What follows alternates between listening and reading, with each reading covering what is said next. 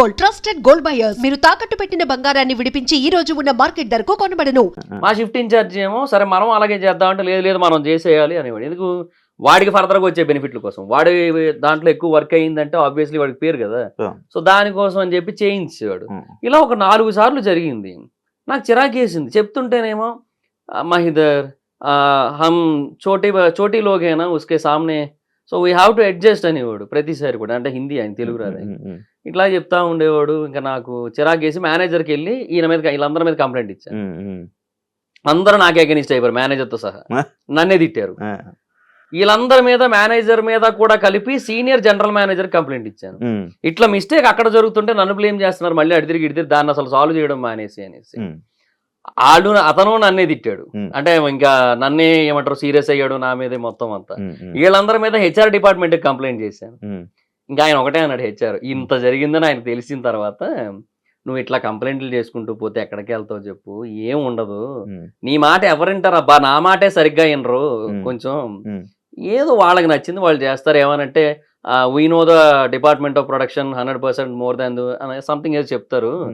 So అలాంటప్పుడు మనం వాళ్ళకి ఏమంటాము, నువ్వు చెప్పింది వినేస్తే ఇంకేమి, నువ్వే అడ్జస్ట్ అవ్వాలి, నువ్వు ట్రైనీ జూనియర్ ఎగ్జిక్యూటివ్, నువ్వు నీ పొజిషన్ కి నువ్వు ఎక్స్పెక్ట్ చేసే కమాండింగ్ ఏమైనా సంబంధం ఉందా అంటే ఇంకా నేను ఇంకేం చేయాలో అర్థం కాక ఆయన ఒకటే అన్నాడు, ఉంటే ఉండు లేదా మానేసే అబ్బా, అది ఏం ఈ నోటీస్ పీరియడ్ లో గట్రా కూడా ఏమొద్దు, డైరెక్ట్ గా ఒక మెయిల్ పెట్టేసి వెళ్ళిపో, మానేయాలనుకుంటే ఏ రోజైనా నేను చూసుకుంటాలే అన్నాడు ఆయన.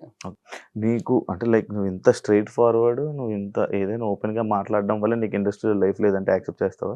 అది కూడా ఉంది, బట్ దాని వల్ల కూడా కొంతవరకు మేబీ నాకు కొంచెం ఏమంటారు ఆ సపోర్ట్, ఆ రీచ్ అనేది వచ్చింది.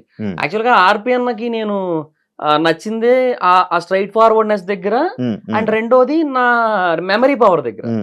బేసిక్ గా స్కిట్ లో జబర్దస్త్ లో ఏంటంటే వాళ్ళ డైలాగులు మటుకే వాళ్ళు గుర్తుపెట్టుకుంటారు, నేను అలా కాదు, స్కిట్ మొత్తం గుర్తుపెట్టుకొని అందరితో నేను ప్రాక్టీస్ చేయిస్తాను. స్టేజ్ మీద ఒకళ్ళు ఎవరైనా మర్చిపోతే అందరికీ నేనే అందిస్తా.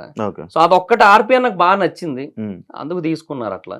సో ఓకే, ఆ స్ట్రైట్ ఫార్వర్డ్నెస్ నాకు దెబ్బ కొట్టిందిలే కొన్నిసార్లు, అది ఒప్పుకుంటా, నేను బోల్డ్ దొబ్బులు పడ్డాయి నాకు దాని వల్ల, కానీ ఇంకా తప్పదు. ఆర్పి గురించి మాట్లాడుతున్నావు కాబట్టి, ఇదే ఆర్పి సేమ్ ఇలానే ఇదే జబర్దస్తులు ఉంటే మళ్ళీ జబర్దస్త్ నే తిట్టాడు, దాన్ని నువ్వు యాక్సెప్ట్ చేస్తావా ఆయన మాట్లాడిన మాటలకి? అంటే 100% అయితే చెయ్యను, బట్ కొన్ని కంప్లైంట్స్ అయితే వాస్తవమే. ఇప్పుడు అక్కడ ఎలా ఉంటదంటే రైటర్లకి ఆర్టిస్టులకి ఇంపార్టెన్స్ ఇవ్వకుండా మేనేజర్లకి ఫుడ్ విషయంలో ఇంపార్టెన్స్ ఇవ్వడం అనేది జరిగింది. ఒకరోజు రాజ్ కుమార్ అన్న అని టాప్ మోస్ట్ రైటర్ జబర్దస్త్ మొత్తానికి ఆయనే నెంబర్ 1.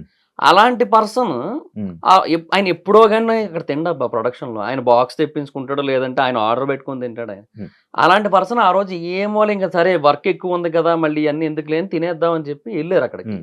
ఎగ్ అడిగితే ఎగ్ అయిపోయింది అన్నారు.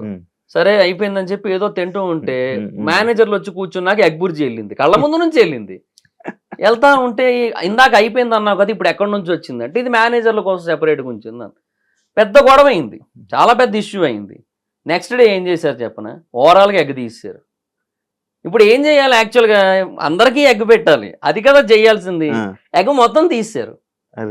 ఇంకా మిగతా జోకులు వేసుకున్నాం, ఫోన్లే రైస్ కోసం గొడవ లేదు, రైస్ కోసం తీసేసిన మొత్తం అని చెప్పి ఇంకా అట్లా అయిపోయింది అక్కడ పరిస్థితి. ఉన్నది బ్రో, కొన్ని ఉన్నాయి అక్కడ. అంటే నేనేమంటానంటే అక్కడ పర్సనల్ ఇంట్రెస్ట్లు ఉంటాయి, ఒకరికి కొంతమంది అంటే ఫేవరిజం ఉంటది, దాన్ని బట్టి చూపిస్తుంటారు. అది అసిస్టెంట్ డైరెక్టర్లకి కావచ్చు, డైరెక్టర్స్ లో కావచ్చు, ఉండొచ్చు ఏమో, బట్ 100% అని నేను చెప్పను. నాకు 1-2 చోట్ల ఎఫెక్ట్ అవుతుంటది, నా కళ్ళ ముందు తెలుస్తుంటది నాకు ఇట్లా జరిగి ఉండొచ్చు అని చెప్పి. నాకు ఎఫెక్ట్ అయ్యింది, నేను అర్థం చేసుకోగలను, నాకు ఆ మాత్రం తెలివి లేదా, తెలుస్తుంది కదా ఏ రీజన్స్ వల్ల అనేసి. వాళ్ళు ఏదో కవర్ చేసుకుంటారు స్కిట్ కోసం, స్కిట్ బాగా రావడం కోసం, అది ఇదని అంటారు, బట్ అది ఓవరాల్ గా ఏ కారణం చేత అలా జరుగుతుందో మనకు అర్థం అవుతుంది కదా, జరిగాయి అట్లా అంతే. జాబ్ వదిలేసి